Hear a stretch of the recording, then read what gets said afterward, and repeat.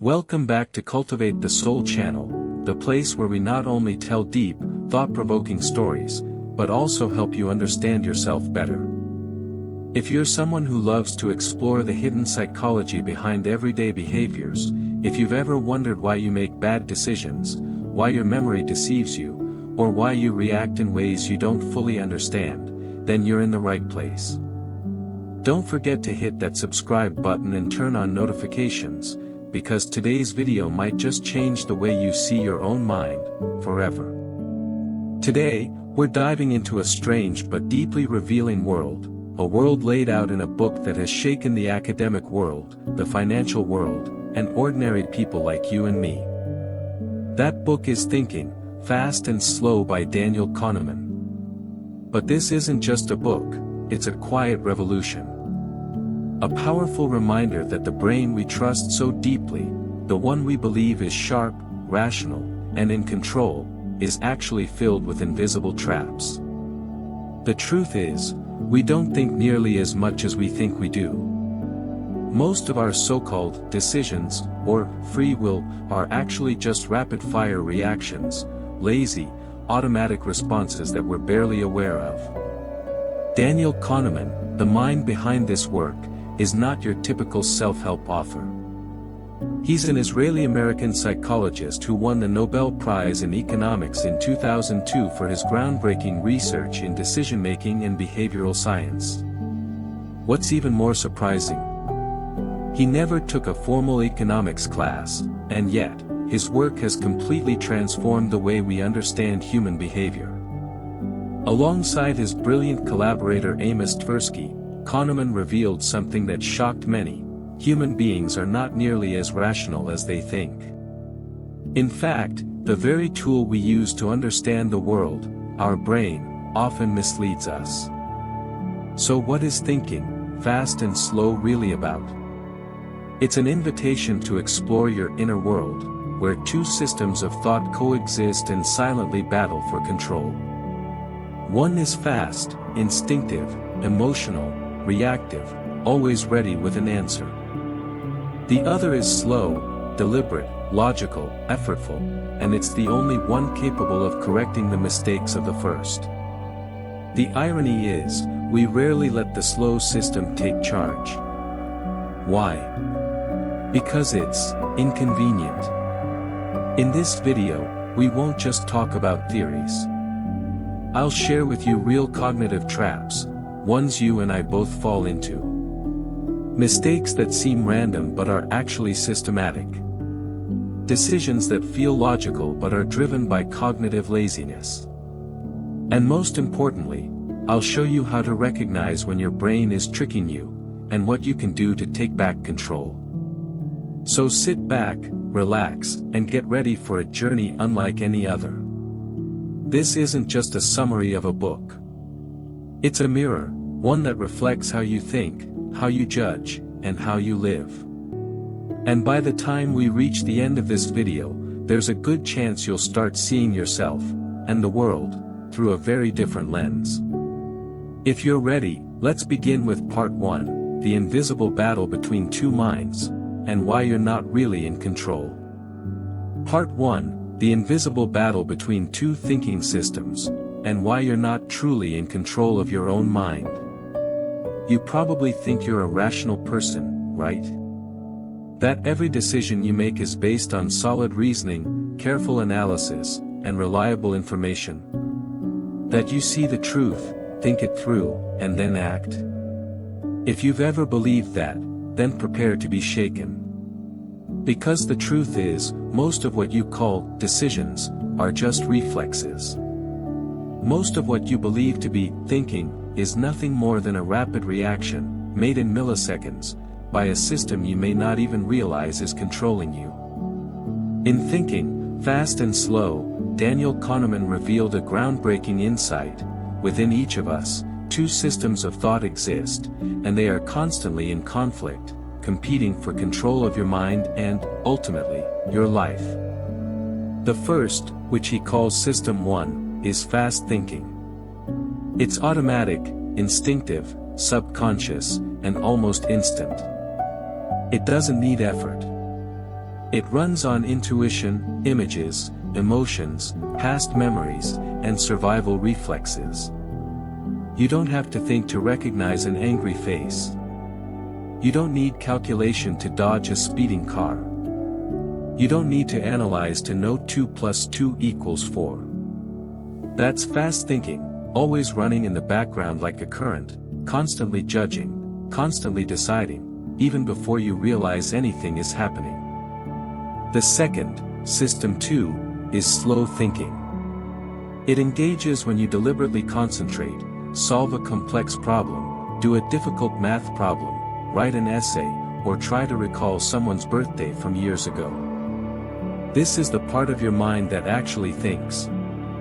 It consumes energy, demands attention, and frankly, it's lazy. When you feel tired of thinking, that's System 2 trying to go back to sleep. And here's the twist, your brain often prefers to rely on System 1, not because it's more accurate, but because it's more convenient. But that convenience comes at a cost. System 1 is an illusion machine. It gives answers instantly, and you're inclined to trust them, without question. It makes you feel like you understand, while you're actually filling in the blanks with assumptions. Kahneman calls this WISIT, what you see is all there is. You believe what's in front of you is the full picture, blind to all the critical pieces that are missing, just because they're not visible.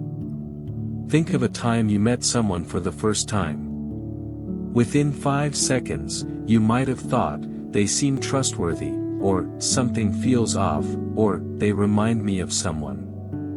You had no detailed knowledge about their life, but you felt a strong certainty, based purely on their tone, facial expression, or handshake. That's System 1. And here's the scary part, it might be completely wrong. System 1 also drives your consumer choices. You see best-selling on a product label, and your brain associates it with high quality. Even though that product might just be expertly marketed. You think you're choosing, but you're being led. Because your brain wants to conserve energy, and avoid the hard work of thinking deeply. And while System 2 is powerful, it's incredibly lazy. It doesn't jump into fact-check System 1 unless you force it to. If you don't practice catching yourself when System 1 takes over, you'll keep making decisions on autopilot, and won't even realize what went wrong. You'll only feel that something's off, but you won't be able to name it. What's more troubling is that System 1 is home to biases and stereotypes. You might fear someone because of their skin color. You might doubt a woman's leadership ability. You might assume someone is smart just because they speak confidently. All of these are shortcuts your brain takes, once useful for survival, but in today's world, dangerously misleading. And the most disturbing part is, you don't even know it's happening. You think you're thinking, but you're really just reacting. That's why Kahneman insists, awareness must be trained. You need to recognize when System 1 is manipulating you. When you notice yourself reacting too quickly, too confidently, or too emotionally, pause. Question your first instinct.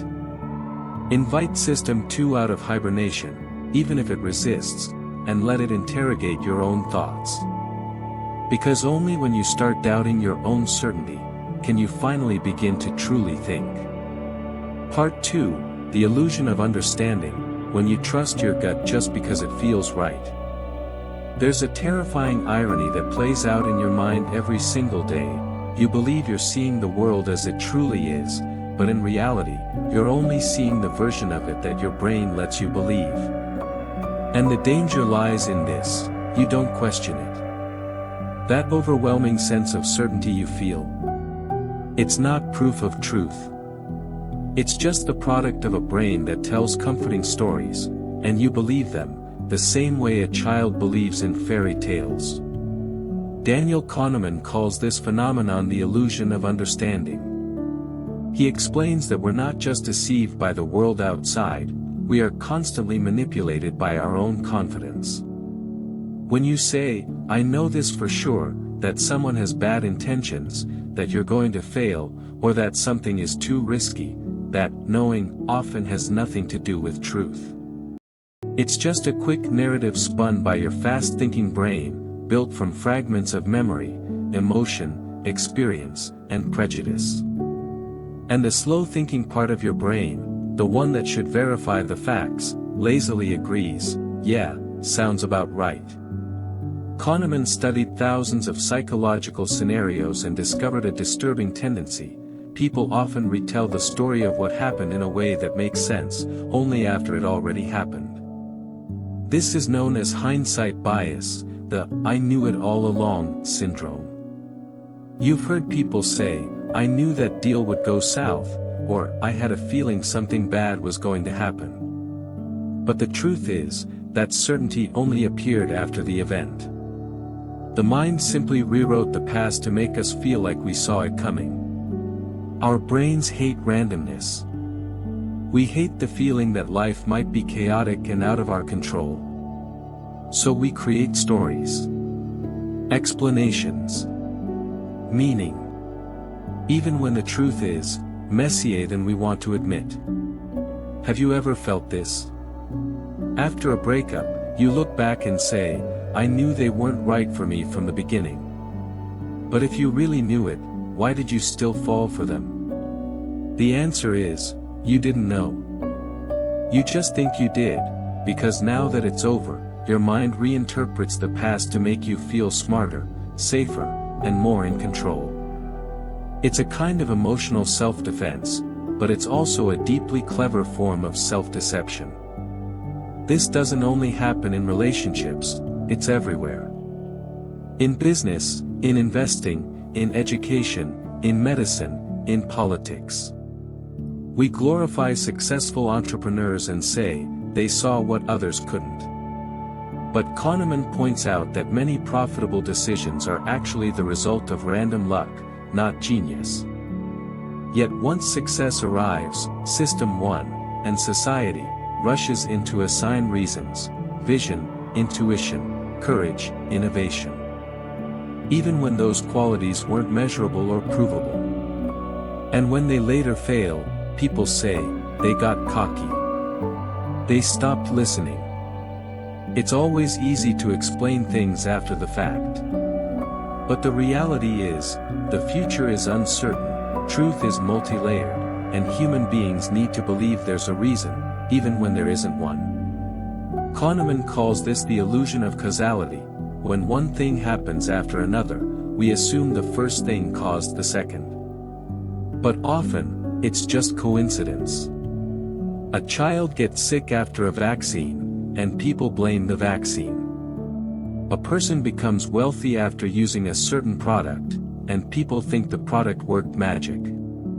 But we don't see the countless other examples that contradict the story. Your brain filters out the conflicting evidence, because your fast-thinking system wants a story that is simple, clear, emotionally satisfying. It doesn't care about statistical probability. It just wants closure. Here's the painful truth: your brain is not built to seek truth, it's built to seek comfort. If a story feels coherent, you believe it. If a conclusion feels emotionally satisfying, you cling to it. If a fact threatens your certainty, you discard it, often without even realizing it. And this is why people fall for fake news. Why they follow charismatic leaders who offer simple answers to complex problems. Why marketing works. Why we're drawn to beautiful packaging, confident speakers, and convenient lies. Deep down, there's a part of us that craves certainty, and we're willing to trade accuracy for reassurance. And now, you might begin to realize something chilling. It's not just others who are fooling you, you are also quietly fooling yourself, every day, in silence. Part 3, The Power and the Peril of Intuition. When it feels right, doesn't mean it is right. Have you ever stood in a moment and instantly felt a deep certainty in your gut? This is the right thing to do, this person can't be trusted, that job is meant for you, and yet you couldn't explain why. We call it a hunch, a gut feeling, intuition. And we trust it. Because it comes fast, very fast. And it brings with it something strange, an overwhelming sense of certainty. But here's something few of us are willing to confront: that certainty may be the most dangerous illusion your mind can produce. Daniel Kahneman calls it System 1, the fast-thinking system. It's the mental mechanism that helped our ancestors survive for millions of years, reacting to threats, interpreting facial expressions, noticing danger based on sound or shadow. Thanks to it, we dodged predators, escaped ambushes, and reacted in split seconds. But in our modern world, where decisions are more complex, more nuanced, and often deceptive, System 1 is dangerously outdated. It still reacts as if we're running through jungles, while in reality, we're sitting in meetings, conducting job interviews, investing money, or judging people's character. And so, it throws out snap judgments, decisions that feel right, but are really just oversimplified guesses, colored by bias and distorted memory. Kahneman describes a typical scenario in hiring. Many managers pride themselves on being able to read people within minutes. They judge body language, tone, confidence, and make an instant decision: this one's got potential. But research shows that intuition-based hiring decisions are often inaccurate. Slower evaluations, using clear criteria and structured scoring, predict performance far more reliably. So why do we still trust intuition? Because it makes us feel special. It creates the illusion of a superpower, like a sixth sense, the ability to smell danger, to see through people. But intuition isn't divine. Kahneman offers a crucial rule: intuition can only be trusted when it's developed in a stable environment, with repeated exposure and clear feedback. That means, if you're a cardiologist with 20 years of experience and thousands of cases under your belt, you may genuinely sense something is wrong just by a touch or a glance. That's trained intuition. But if you're inexperienced, facing a complex situation, your intuition is just a mix of emotion, random memories, and outdated beliefs, dressed up as wisdom. One story Kahneman shares is from his own team. They were assigned to design an educational curriculum. Everyone on the team, highly experienced professionals, felt certain they could complete it in 2 years. But when they asked a consultant, who had worked on similar projects, the reply was sobering: no team I've ever seen finished in under 7 years. Most never finish at all. Still, Kahneman's team ignored this. Their gut told them, we're different. In the end, the project took nearly 8 years, and was never implemented. A painful reminder of how powerful the illusion of certainty can be. The problem isn't that intuition is always wrong. The real danger is this: we don't know when it's wrong. And worst of all, intuition never warns you. It doesn't whisper, be careful, you could be mistaken. No, it says the opposite: trust me. I know. And that's how people walk straight into failure, with full confidence and no doubt. So, what should we do? Should we suppress intuition entirely? That's impossible. Intuition is part of being human. But Kahneman suggests we must train ourselves to question it. When you feel a strong pull inside, pause and ask, why do I feel this? Have I really seen this situation before? Am I truly an expert here? Am I feeling right, or thinking right? Our modern world is filled with stories of people misled by intuition. Investors feel the market will rise and lose everything. Lovers feel someone will change and get hurt again. Doctors feel it's just a cold and miss a serious diagnosis. Journalists feel a story is true and spread misinformation. Intuition, misused, can be a silent saboteur. But, if we learn to step back, to train it with real experience and reflection, then intuition can become our silent ally. It can be a flash of wisdom, but only after long, deliberate training. This is Kahneman's deepest warning: intuition isn't evil, but blind faith in it is. We must recognize its limits, be brave enough to sit with uncertainty, and above all, cultivate a mind that's alert enough to know when to trust, and when to question even ourselves. Part 4, The Illusion of Confidence, when the mind convinces you that you're right, even when you're completely wrong. There's a strange paradox that every one of us has faced, whether we realize it or not, the overwhelming feeling of certainty in a moment, only to be crushed later by reality. Maybe you thought you'd chosen the right person to love, the right path to follow, the right investment to make. Everything in your mind screamed, yes. This is it. But then, time passed, and the truth unfolded: you were wrong. Yet at the time, you had no doubt, because you felt so sure. That's what Daniel Kahneman calls the illusion of validity. And make no mistake, it's one of the most dangerous tricks the human mind can play on us. Why? Because it doesn't come from ignorance, it comes from the belief that we understand far more than we actually do. When our fast-thinking System 1, takes control, it doesn't just throw out quick answers, it delivers them with certainty. It's not just a suggestion, it's a conviction. And just like that, we don't just think we're right, we feel it with every fiber of our being. Imagine this: you're evaluating someone, a job candidate, a new friend, maybe even a doctor you're considering. You hear a few words, watch their gestures, notice their tone, and suddenly, you know who they are. You label them: trustworthy, smart, dangerous, weak. In mere seconds, your brain assembles a complete portrait, based on a few scattered pieces. The danger is, we don't realize we're guessing. The brain hates ambiguity, so it rushes to fill in the blanks with whatever seems reasonable. And worse, it makes us feel like we have all the information, even when we have barely any at all.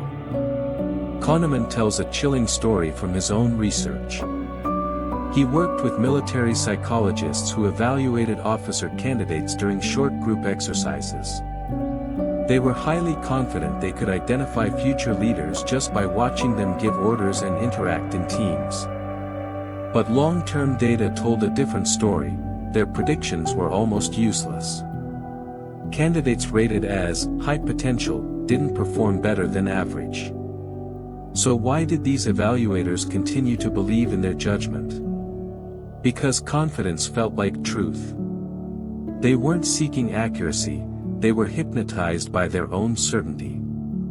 Here's the hard truth: intelligence doesn't protect you from this illusion. In fact, smarter people are often more vulnerable. Why? Because they're better at constructing arguments to defend their beliefs, even when those beliefs are wrong. They don't lack logic, they have too much of it, and they use it to justify false assumptions. They're not fools, they're just brilliantly self-deceptive. This means the real problem isn't lack of knowledge. It's a lack of awareness about our own limits. Feeling confident is not evidence of truth. Feeling right is not the same as being right. And this, Kahneman warns, is where most of us fall: we mistake emotion for evidence. So, what can we do to escape this trap? First, we must learn to embrace uncertainty. Don't trust the first conclusion that pops into your head. Pause and ask yourself, do I have enough data? Have I been wrong before, even when I felt this sure? Where does this confidence come from, real knowledge, or mental storytelling? Second, seek feedback. If you make a prediction, follow up on the outcome. Over time, you'll start to see whether your intuition is accurate, or if it's just your mind's fantasy in disguise. And finally, cultivate intellectual humility. Not the performative kind, but the real, internal courage to say, I might be wrong. The wisdom to question your certainty. The strength to admit when the facts prove you wrong. The illusion of confidence will never disappear, it's hardwired into our brain's survival systems. But the moment you see it, name it, and refuse to let it control you, you take a giant step toward becoming someone who thinks deeply, clearly, and wisely. Part 5, The Anchoring Effect, when a random number can quietly steer your life decisions. Let me ask you something. If I told you that a luxury car costs 3 billion VND and said it was cheap, how would you react? You'd probably laugh. But what if just moments earlier, I had mentioned another car that cost 10 billion? Suddenly, 3 billion doesn't seem so outrageous anymore, it might even feel like a good deal. You might not notice it, but in that split second, your mind was hijacked. That, right there, is the anchoring effect, one of the most subtle, manipulative, and fascinating tricks the mind plays on us. A trick where just a single number can derail your reasoning without you even realizing it. Anchoring happens when we rely too heavily on the first piece of information, often a number, when making decisions. That number, whether relevant or not, acts like a mental anchor. Once it's dropped into your consciousness, your thoughts gravitate toward it, like a ship tethered to the ocean floor. Your brain adjusts all later judgments based on it, whether you want it to or not. Kahneman describes a powerful experiment. Participants were asked to spin a wheel of fortune rigged to land on either 10 or 65. After that, they were asked, what percentage of African countries are in the United Nations?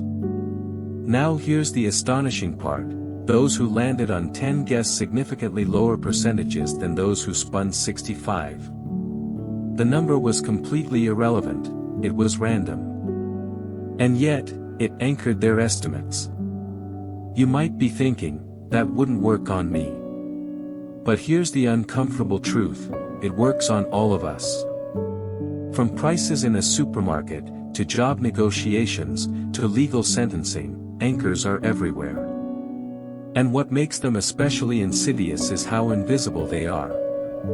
You're not just influenced by numbers, you're steered by them, and you rarely notice it happening. Picture this, you go shopping for a new phone. You see one marked down from 20 million VND to 13 million. You didn't even plan to buy a phone that day, but now the discount grabs your attention. That original 20 million becomes an anchor, making 13 million seem like a steal. But here's the reality, maybe the phone was only worth 13 million all along. The deal was just a carefully planted suggestion, and your mind took the bait. And it's not just consumers. Kahneman reveals that even judges, trained to make impartial decisions, are vulnerable. In one study, just hearing a sentencing suggestion, even one given by someone with no legal expertise, significantly altered the judge's final decision. That's how powerful anchoring is. It bypasses logic.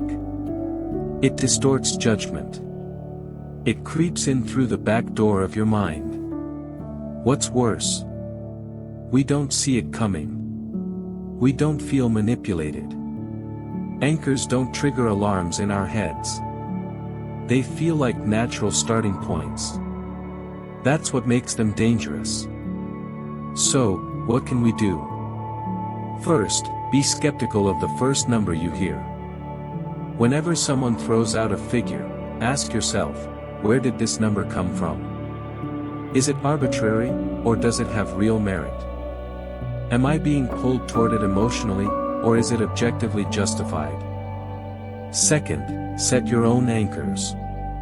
Whether you're negotiating a salary, buying a house, or making a big life decision, don't let the other person control the first number.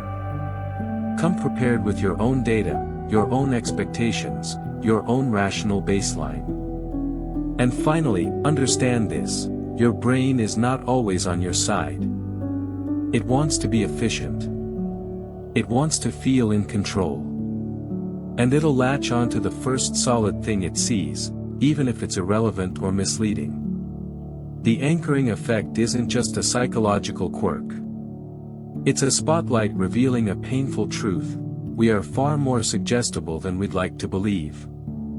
And unless we learn to spot the anchors hiding beneath our thoughts, we'll keep making decisions based on illusions, confident, quick, and completely unaware that we've been quietly manipulated from the very beginning. Part 6: Confidence doesn't equal accuracy, the trap of illusory certainty.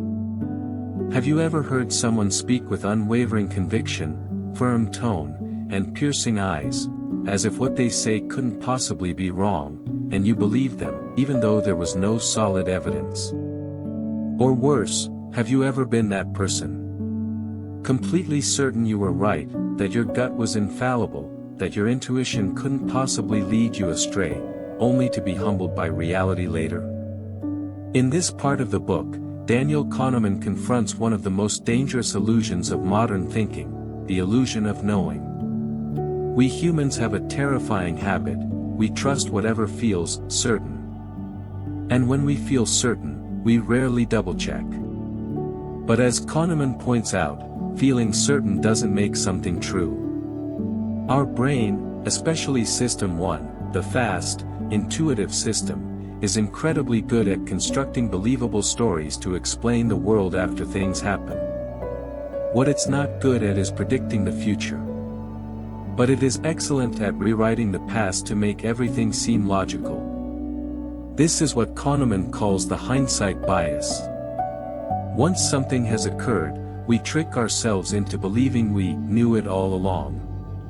But that's just an illusion created after the fact.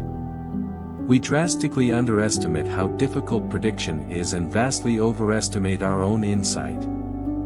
That's why people claim they knew the stock market would crash, that they felt their partner would betray them, or that they saw it coming when someone failed or succeeded. In reality, they didn't.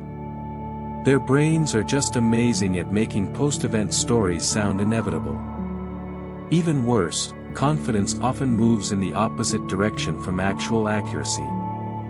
The less people know, the more certain they often feel. The ones who truly understand tend to hesitate, to see complexity, to admit doubt. But our brains don't like uncertainty. We crave clarity, neatness, quick answers, and so, we often believe those who speak the loudest, the fastest, the most confidently, even if they're completely wrong. Kahneman studied financial experts, political analysts, and professionals paid to predict the future. What he discovered was chilling: most of them were worse than simple statistical models. Yet they were still celebrated, interviewed, and quoted. Why? Because they sounded like they knew. And we, those listening, are drawn to that certainty. It soothes us. It stops us from asking hard questions. It makes us forget that a confident tone doesn't mean truth. System 1, the brain's reflexive system, loves familiarity and coherence. If a story feels smooth, easy to remember, vivid, it must be true. And when a statement is repeated often enough, even if false, it becomes mentally fluent, and our brain treats it like fact. This is how fake news spreads, how false beliefs take root, and how charismatic speakers can convince millions with nothing more than tone and rhythm. So what does that mean? It means we're not living in truth, we're living in what feels like truth. And that's a terrifying realization. Because what feels true isn't always what is true. Sometimes, it's just System 1 doing what it does best, telling a compelling story. So what can we do? First, challenge your own sense of certainty. When you catch yourself thinking, "I know for sure," pause. Ask, what evidence am I relying on? Do I actually know, or does it just feel like I do? Is it possible I'm being fooled by my own mind? Second, listen to those who hesitate. People who pause, who say, "It depends," or "I'm not sure," they're not weak thinkers. They're the ones who've thought deeply. Don't let loud confidence drown out quiet wisdom. And above all, remember Kahneman's core warning: confidence is not a sign of accuracy. It's a sign that the brain has accepted a story. In the end, it comes down to humility. We know less than we think, and we're wrong more than we'd like to admit. But in that humility lies growth, the ability to think slowly, to check ourselves, and to resist the seduction of certainty in a world that runs on illusion. Part 7, Cognitive Coherence, when the brain prefers consistency over truth. There's a strange but deeply human tendency. We would rather believe a wrong idea that feels consistent than face a complex, uncomfortable truth. The brain doesn't like contradictions. It doesn't enjoy gaps in logic or ambiguous signals. It craves smoothness, clarity, neatness, and when it doesn't find them in the real world, it makes them up.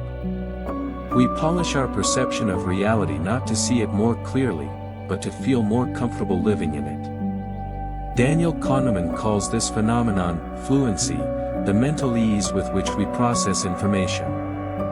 When something is easy to understand, vividly presented, familiar, or emotionally satisfying, we're more likely to accept it as true. Our System 1, the fast, intuitive part of our brain, doesn't evaluate truth using evidence, it relies on how coherent the story feels. If the narrative flows, if the details fit together smoothly, it must be true, right? Wrong. The real world is messy. Truth is complex. Life doesn't follow neat logic. People contradict themselves. Events are shaped by randomness. Outcomes don't always match the cause. But when we're faced with this dissonance, our minds prefer to fabricate a consistent story rather than live with uncertainty.